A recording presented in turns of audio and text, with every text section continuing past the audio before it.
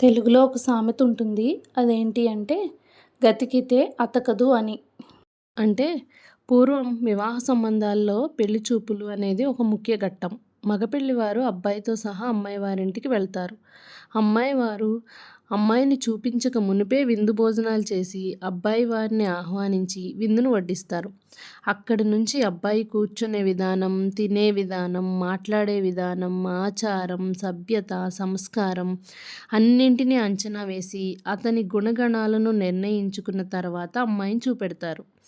ఇందులో కొన్ని ఏంటంటే, పద్మాసనంలో కూర్చుంటే సౌమ్యుడని, నడుము నిటారుగా కూర్చుంటే ఆత్మవిశ్వాసం గలవాడని, కొనవేళ్లతో కలిపితే అంటే ముట్టక ఉంటాడని, వేళ్ల సందులో నుంచి అన్నం పడిపోతూ ఉంటే లక్ష్మీ నివాసి కాదని, బాగా నమిలి ఓపికగా తింటే ఓపిక కలవాడని, తొందరగా తింటే తొందరపాటు కలవాడని, మొదట కారం తింటే కోపిష్టని, అన్ని కూరలు తింటే సంపూర్ణుడని, నాకి నాకి తింటే లోబి అని, కంచంలో ఒక్క మెతుకు కూడా లేకుండా తింటే జాగ్రత్త పరుడని, ఇలా అబ్బాయిలోని గుణగణాలను, అతని వ్యక్తిత్వాన్ని అంచనా వేసే అవకాశం ఉందని, మనిషి ఎక్కువగా లోపాలు గ్రహించి ఏదో చాకు చెప్పి తిరస్కరిస్తారని, "గతికితే అతకదండి" అంటూ ఉండేవారనమాట.